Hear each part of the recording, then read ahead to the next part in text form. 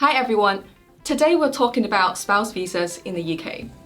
Why so many applications get refused and how a small mistake can cost you extra money, time, or even your chance to be in the UK. I'm here today with our immigration solicitor, Peggy from Lisa's Law. Hi everyone, thanks for having me. Shall we start with the biggest question? Why do so many applications get refused? Well, most spouse visa refusals come down to a few common mistakes, and the most frustrating thing is that this is usually avoidable. The biggest one is the financial requirement. But if people earn enough, that should be fine, isn't it? Well, that is actually the biggest misconceptions. The Home Office doesn't just look at how much you earn, they look at how your income fit into each categories and rules. What are the categories then? Well, things like employment income, self-employment, rental income, dividends, savings, each of them is actually assessed differently. And the mistake people make is trying to mix and match different types of income without understanding how the rules work. So if someone has multiple sources of income, that would make it more complicated? Well, exactly. For example, someone might have £15,000 worth of annual salary, £5,000 worth of rental income, some freelance income, some savings, and on paper they think, well, that adds up, I'm all fine. But the Home Office doesn't assess it this way. What actually goes wrong then? A few things actually. So not all income types can be combined freely. Sometimes they can only be used in a specific ways. And each type of income needs very, very precise evidence. Payslip must match bank statements exactly, rental income needs tenancy agreements and proof of payment, self-employment requires tax returns and annual accounts. If one part doesn't meet the rules, it can actually affect the whole application. So even one weak area could result in a whole refusal? Exactly. We see inconsistency all the time, like payslip not matching the salary that is being deposited in the account, or people changing from self-employed to employed during one financial year, not realizing that could reset how their income is being assessed. So that sounds quite technical.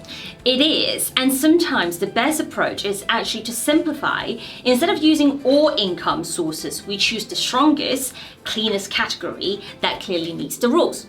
So more income doesn't make it a stronger case? Not really. Once you meet the requirements, earning more doesn't really give you extra advantage actually. What really matters is that everything is clear, consistent, and presented properly to the Home Office. And the second most common mistake that we see is weak relationship evidence. You might think that the marriage certificate itself is enough, but the Home Office want to see that the relationship is genuine and ongoing. And the third is document errors, missing translations, incomplete statements, small inconsistency, even minor issue can lead to refusal. So it's always the details that matter the most? Absolutely. One mistake can mean delays, lost fees, and starting all over again. If you're unsure whether your application meets the rules, it's always worth getting the advice from the solicitor before submitting it. Let's be honest, a lot of people who are watching this video, they're probably thinking, do we really need a lawyer for this? Well, as a lawyer, I'm gonna say that you don't have to, but it also comes down to how much risk you're willing to take with your application. Fair answer. Yes, a spouse visa might look simple, but it's actually a legal application with strict rules. What we do is make sure everything meets the rules, not just looks right. So what are clients actually paying for?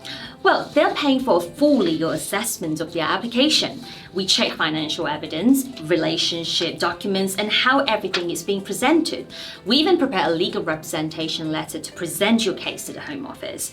We make the application clear, structured, and ultimately harder to refuse by the Home Office. And I guess experience plays an important role here? Absolutely and definitely. Our immigration team is ranked in the Legal 500, so it is not just us saying we are good, it's independently recognized. Do you ever tell people not to apply? Absolutely, all the time. We rather give the honest advice than to take someone's money for an application that is more likely to be refused. And sometimes, the best decision is to wait, fix an issue and apply properly. That's what gives you the strongest chance of success. Now let's talk about some real cases.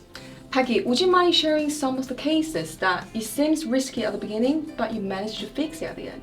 Yes, absolutely. One of my first cases that I've dealt with involved a couple who got married just after 4 months of knowing each other, and the wife was actually on her second marriage. A classic scenario where the Home Office is gonna pay extra attention to it. Yeah, that sounds like a tricky one. Yes, it could have been, but who says you can't get married at first sight?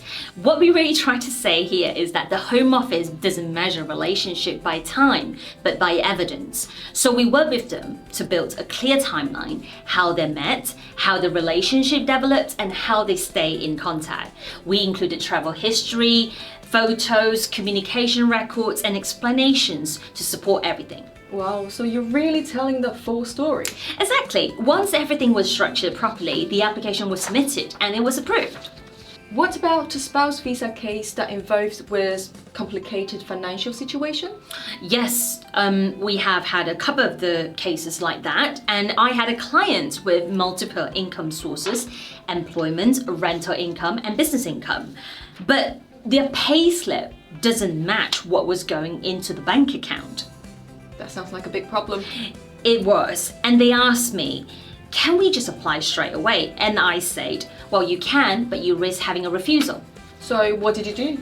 Well, we advised them to pause, fix the inconsistency, and then we reassessed the situation. We had to wait for a few more months. We focused on the strongest income sources, ensure everything matched the rules, and we submitted a clean application. And the outcome was that the visa application was approved. So a full preparation really make the difference. Absolutely. Even complicated case can succeed with the right approach. That's why we advise the clients to contact us early. It gives time to fix issues and submit the strongest possible application. So the key takeaway in this case actually is inconsistency in financial evidence are a common refusal reason. Addressing them up front makes all the differences. Time for a quick Q&A for spouse visas. First of all, do we need to submit a lot of documents? No, absolutely not. Just the right ones. Too many unnecessary documents can actually slow down the process. And how long does it take? Well, there is a priority service for faster decisions, but standard applications require some patience. What if I make any mistake? Well, mistakes happen. Most can be corrected or explained if handled properly. If you think you've made an error, contact an immigration advisor as soon as possible. What if the Home Office asks me for further questions? Well, don't panic. That is actually quite common. The key is to respond properly and on time, making sure you provide exactly what's requested and explain anything clearly. However, though, I do have to say, if you get a lawyer involved in it, this happens far less often. Can I track my application? Unfortunately not. There is no such option to track your application with the Home Office. And finally, do I really need a lawyer? Like I said before, you don't have to, but professional guidance reduce mistakes and stress, making the process a lot more easier and smoother. So the key takeaway, most refusals are completely avoidable, but only if your application is handled properly from the beginning. Exactly. With the right preparations, the process becomes simpler and much smoother. If you're unsure about your spouse visa applications, speak to Lisa's Law before you apply. Thanks for watching. We'll see you in our next episode.